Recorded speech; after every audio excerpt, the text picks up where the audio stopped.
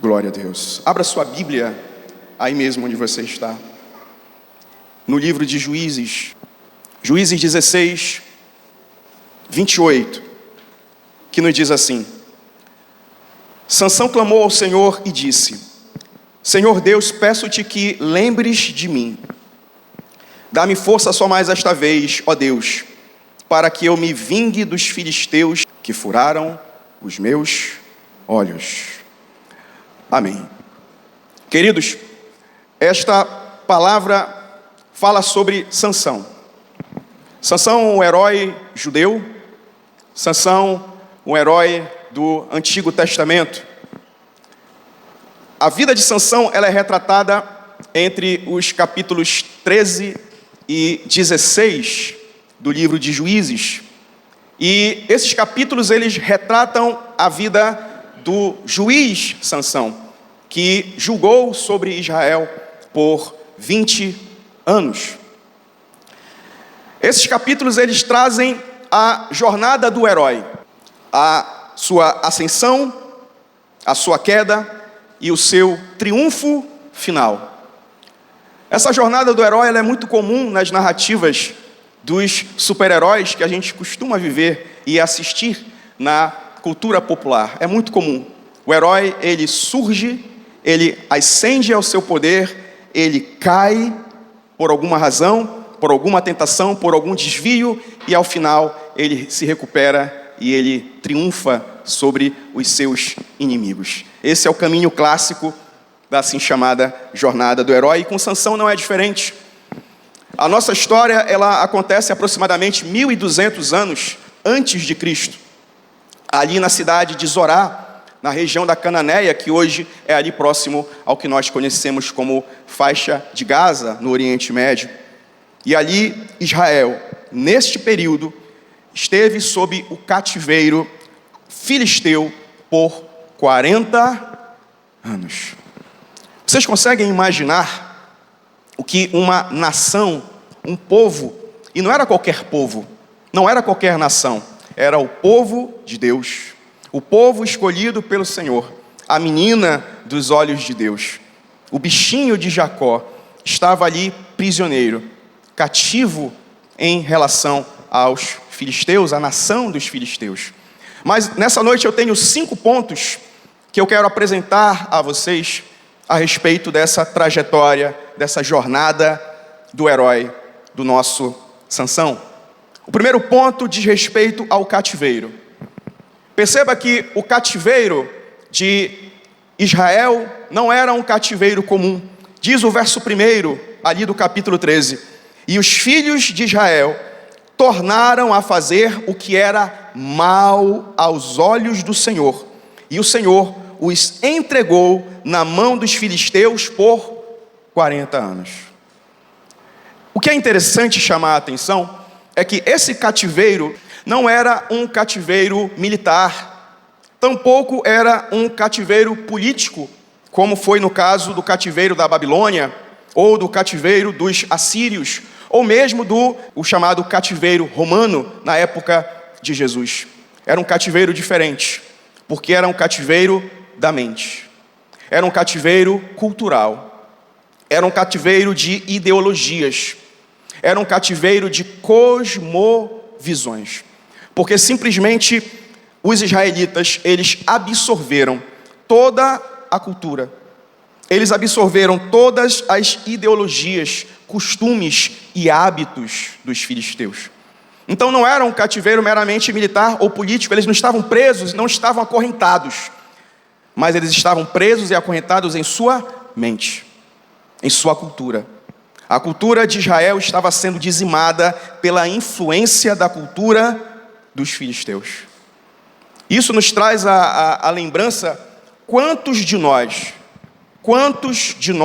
crentes, cristãos, também vivemos essa espécie de cativeiro de ideias, ou cativeiro da nossa mente, cativeiro de cosmovisão, porque vivemos sob a cultura deste século. Quantas igrejas, em nome de atrair pessoas, em nome de atrair jovens, e eu tenho certeza que em outros lugares, nesse mesmo horário, Em outras igrejas, elas estão repletas de jovens, mas a que preço? Muitas das vezes, sob o preço ou o falso preço de trazer para a igreja a cultura do mundo, em nome de atrair. Não, vamos fazer isso, vamos fazer desse jeito, porque vai atrair. Vamos pegar uma festa secular, uma balada, e transformar numa balada de crente. Vamos transformar um ambiente que é voltado para o evangelho, que é voltado para o culto a Deus, em um ambiente secular. Porque isso vai atrair pessoas. E atrai mesmo. Muitas dessas igrejas estão cheias, mas sob o preço de um cativeiro ideológico, sob o preço de um cativeiro de ideias, sob o preço de um cativeiro cultural, queridos. Prega-se um evangelho light, um evangelho fraco, um evangelho anêmico, e não mais o evangelho da cruz. Porque o evangelho light e anêmico, ele permite você estar na igreja e permanecer na igreja do jeito que você é e pronto. Porque o importante é você estar aqui. Não é o evangelho que cobra transformação. Não é o evangelho que te confronta. Porque o evangelho da cruz, ele te mostra aonde você está errado. O evangelho da cruz, ele te indica aonde você precisa mudar. O evangelho da cruz, ele é como se fosse um espelho da sua alma, que revela os seus defeitos e imperfeições, aonde você precisa lutar para ser transformado. Queridos, muitas das vezes, nós mudamos muitas coisas, mudamos até o jeito de vestir, mas não mudamos o nosso coração. Precisamos ter uma identidade cristã. Precisamos cultivar uma cultura de reino, do reino de Deus, e não trazer para a igreja, e não importar para a igreja, e não agregar à igreja a cultura lá de fora, a cultura do mundo. Não podemos abrir mão disso, queridos. E os israelitas, eles abriram mão. Os israelitas, eles absorveram a cultura dos filisteus, e ali eles estavam aprisionados, não por correntes ou ferros, mas aprisionados pela sua mente e pelos seus corações. O segundo ponto que eu quero trazer nessa noite aqui para vocês é sobre quem era Sansão, o nosso herói, da jornada do herói. Diz lá o texto de Juízes 13, verso 2: E havia um homem de Zorá da tribo de Dan, cujo nome era Manoá, e sua mulher, sendo estéril, não tinha filhos. E o anjo do Senhor apareceu a esta mulher e disse-lhe: Eis que agora és estéril, e nunca tens concebido, porém conceberás e terás um filho. Agora, pois, guarda-te de beber vinho, ou bebida forte, ou comer coisa imunda. Porque eis que tu conceberás e terás um filho, sobre cuja cabeça não passará navalha, porquanto o menino será nazireu de Deus desde o seu ventre. E ele começará a livrar a Israel das mãos dos filisteus. Pulando para o verso 24. Depois teve esta mulher um filho, a quem pôs o nome de Sansão. E o menino cresceu, e o Senhor o abençoou. E o Espírito do Senhor começou a incitá-lo de forma poderosa, de quando em quando. Até aqui. Estes versos que nós lemos nos apresenta de linhas gerais quem é o herói, quem é Sansão. Deus ouviu o clamor do seu povo, o seu povo que estava cativo, mas ainda assim eles clamaram ao Senhor para um libertador, e Deus levantou um libertador chamado Sansão. No texto nós vemos que o nascimento de Sansão, ele foi um milagre, porque a sua mãe, ela era estéril, ela não podia ter filhos, mas ainda assim o milagre de Deus foi completo, fez com que a sua mãe tivesse um filho, ainda que estéril, e esse filho, nascido de um milagre, tornou-se o libertador do seu povo. Outra coisa que eu aprendo aqui, que Sansão, ele é o escolhido de Deus. Então, Sansão, ele é um escolhido do Senhor. Eu também aprendo aqui nesse texto que Sansão, ele era dotado de uma força física sobrenatural para defender o povo, para libertar o povo do domínio dos filisteus. E o que me chama a atenção também é que, embora aqui no texto diga que Sansão, ele era impelido, ele era incitado, ele era movido, ele era impulsionado pelo Espírito de Deus, mas o texto me chama a atenção porque ele não diz a forma física de Sansão. Se Sansão era alto, se Sansão era musculoso, se Sansão era muito forte, se Sansão perfazia aquele arquétipo do herói, do guerreiro. Não. Sabe por quê? Porque o destaque não era para Sansão. O destaque não era para a vida ou para a pessoa dele. O destaque é para o Espírito Santo. Independentemente da altura dele, independentemente da força física que ele tinha, quem o impelia e quem o usava era a ação do Espírito Santo de Deus.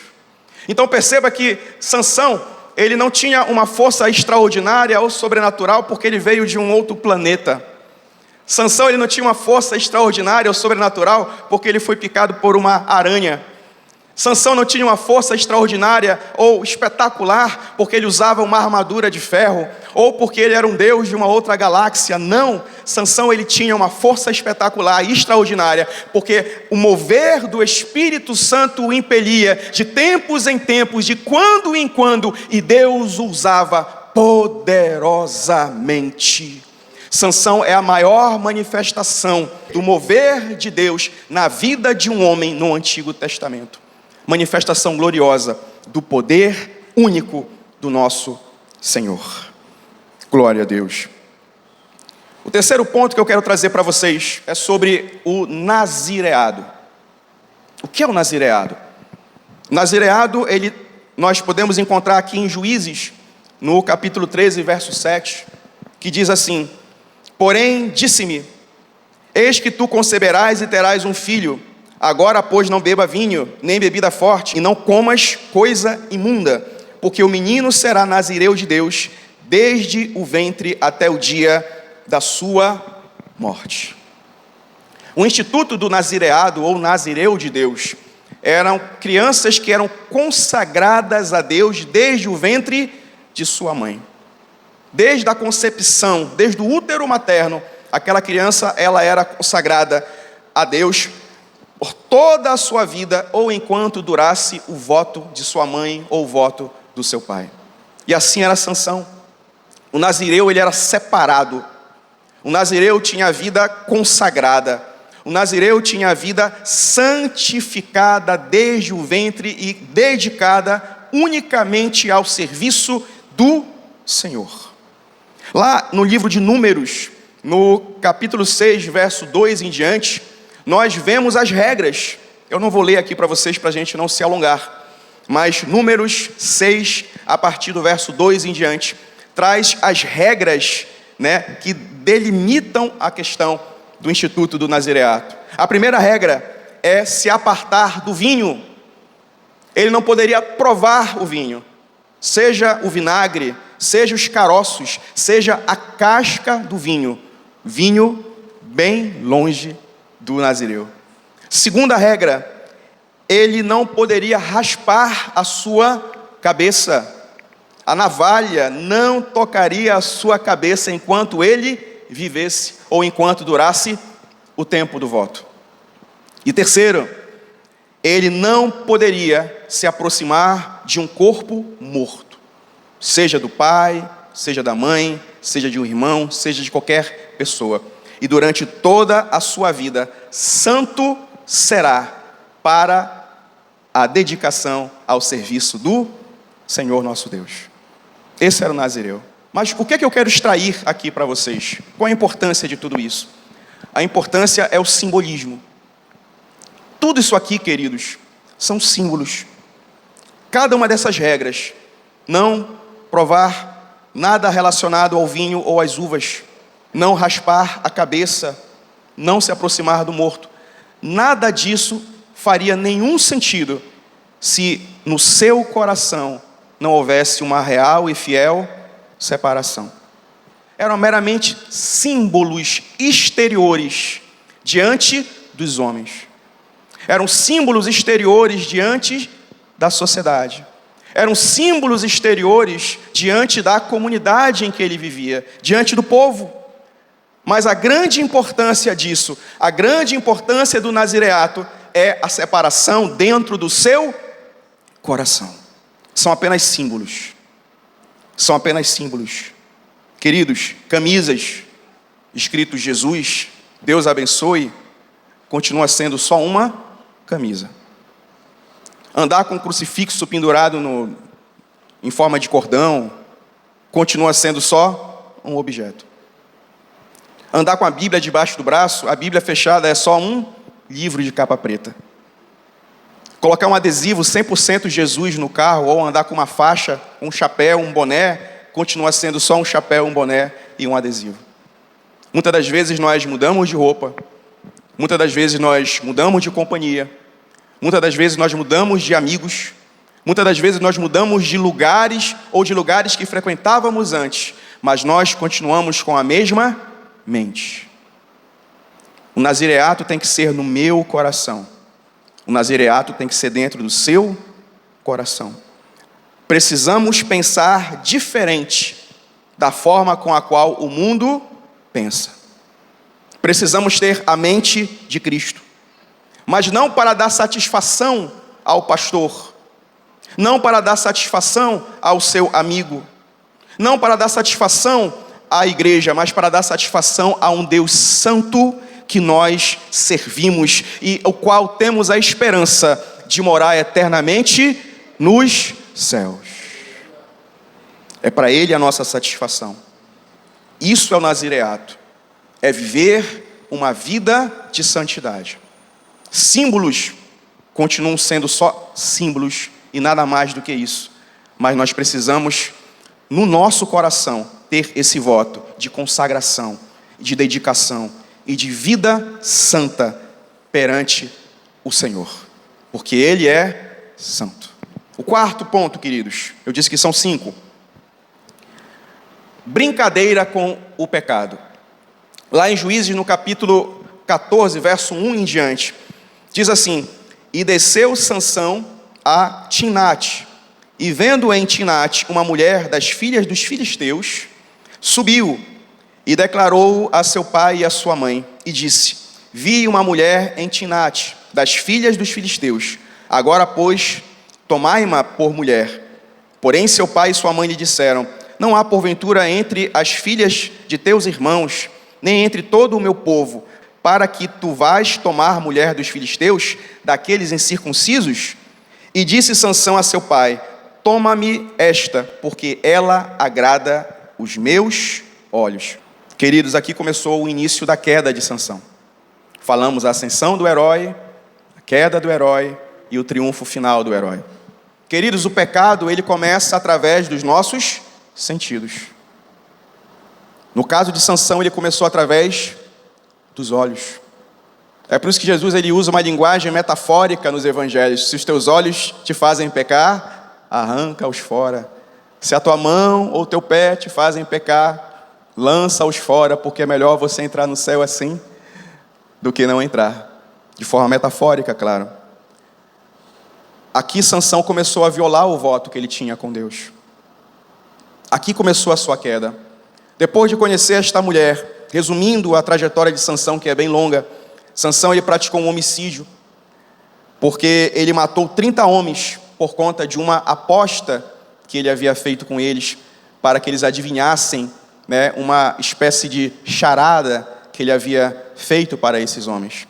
Depois ele irou-se, porque a sua mulher foi tomada por outro homem, e ele tocou fogo na plantação dos filisteus. E por fim, ele ainda deitou-se com uma mulher da vida e prostituiu-se.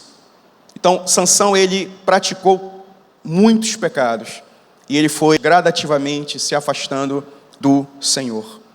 E ainda por fim, ele conheceu a Dalila, apaixonou-se, abriu seu coração, entregou os segredos do seu coração a esta mulher, e ela o traiu. Ela foi fiel não a ele, ela foi fiel aos filisteus, e ela o traiu, e assim eles cortaram os seus cabelos, e ele perdeu a sua força e foi dominado pelos filisteus. Talvez alguém vá perguntar, mas por que a força estava nos cabelos, ou por que o segredo da força de Sansão estava nos cabelos? Na verdade, a força de Sansão não estava nos cabelos. A força de Sansão estava no Espírito de Deus que o impelia, que o movia. Só que os cabelos eram um dos símbolos externos que simbolizavam, que representavam o elo de ligação entre ele e o Senhor. E quando os seus cabelos foram cortados, foram raspados, o último elo, o último vínculo da relação que ele tinha com Deus foi rompido. E Sansão perdeu definitivamente a sua força, e o Espírito de Deus definitivamente o abandonou. Queridos, não podemos brincar com o pecado. Sansão brincou com o pecado. Sansão, ele riu do pecado. Sansão, ele fez gracinha com o pecado, gracejos com o pecado. Nós não podemos brincar com o pecado, queridos. O pecado é como um câncer. Uma vez você experimenta, ele vai se alastrando, ele vai se espalhando. É como uma ferida que não fecha se você não cuidar dela. Não brinque com o pecado. Ah, mas só essa vez, não tem problema. Vai ser a primeira, e depois vai ter a segunda, e possivelmente a terceira, e quando você perceber, você já está afundado no pecado, e o Espírito de Deus já se afastou de você. Não brinque com o pecado. Não brinque, o pecado é coisa séria. Vida com Deus é coisa séria. Viver em santidade com Deus é coisa séria, muito séria. É o principal compromisso que você tem com Deus. É o principal compromisso que você tem na sua vida. Você que é crente, você que crê nessa palavra, você que recebeu a Jesus como seu Salvador, é viver uma vida de santidade, separado, consagrado, dedicado, manter a sua identidade como cristão, manter uma cultura não do mundo, não deste mundo, mas uma cultura do reino, porque essa é a vontade de Deus para a minha e para a sua vida. E por fim, queridos, o quinto e último ponto: a cegueira espiritual nos afasta de Deus. Em Juízes 16:19, nós vemos o ápice da queda de Sansão, quando diz que então ela, Dalila, o fez dormir sobre os seus joelhos, e chamou um homem e rapou-lhe as 7 tranças do cabelo de sua cabeça, e começou a afligi-lo, e retirou-se dele a sua força. E no verso 20, e disse ela: os filisteus vêm sobre ti, Sansão. E despertou ele do seu sono e disse: sairei ainda esta vez como antes, e me sacudirei, porque ele não sabia que já o Senhor se tinha retirado dele. Veja a cegueira espiritual. A cegueira espiritual nos faz não enxergar o pecado. A cegueira espiritual nos faz acreditar que o pecado é normal. A cegueira espiritual normaliza o pecado na minha e na sua vida. Sansão, ele estava tão envolto ao pecado, ele estava tão mergulhado na sujeira, no lamaçal do pecado, que ele não conseguiu enxergar, perceber que o Espírito de Deus já não habitava nele. Então perceba que Sansão já era cego, porque diz aqui no verso 21, então os filisteus pegaram nele e arrancaram-lhe os olhos, e fizeram descer a Gaza, e amarraram-no com 2 cadeias de bronze, e girava ele um moinho no cárcere. Os filisteus arrancaram os seus olhos, mas muito antes disso, Sansão já estava cego. Não cego fisicamente, mas cego espiritualmente. Sansão pensava que ele ia poder brincar de pecar, ele ia poder brincar o resto da vida dele, ficar brincando, que Deus em nenhum momento viria com a sua mão sobre ele, que o castigo de Deus, que a penalidade de Deus viria sobre ele, porque, lembre-se, Deus corrige aquele a quem ama. Deus castiga também aquele a quem ama. Faz parte. A disciplina de Deus, a correção de Deus, faz parte da nossa jornada como cristãos. E Sansão, ele imaginava que ele ia passar o resto da vida dele brincando, fazendo o que ele quisesse da vida dele, brincando com o pecado. Mas uma hora veio a conta. Uma hora a conta foi cobrada. A sua cegueira espiritual cobrou a conta. E ele foi flagelado, arrancaram seus olhos, e ele foi aprisionado e foi amarrado com cadeias de bronze no cárcere, na prisão. Aqui eu vejo também que o pecado ele nos aprisiona, queridos. O pecado ele acaba sendo semelhante a correntes que nos aprisionam. Sansão estava preso pelas correntes do pecado. Não apenas as correntes de bronze físicas, mas ele estava preso pelas correntes do pecado. E assim ele caminhou pela sua vida.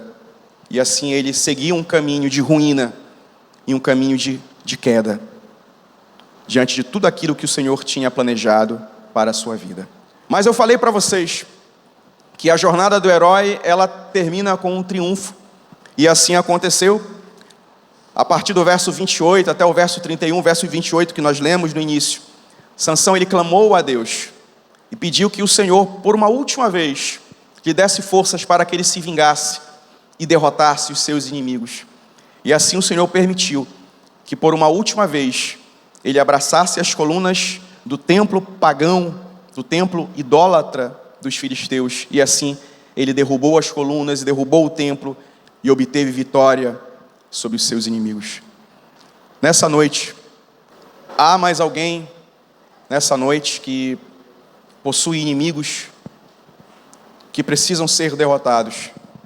Eu tenho os meus inimigos, e eu acredito que vocês também têm os seus inimigos que precisam ser derrotados. Os inimigos das preocupações, os inimigos das tentações, os inimigos das frustrações, os inimigos dos lamentos, das tristezas. Quais são os inimigos que você precisa vencer?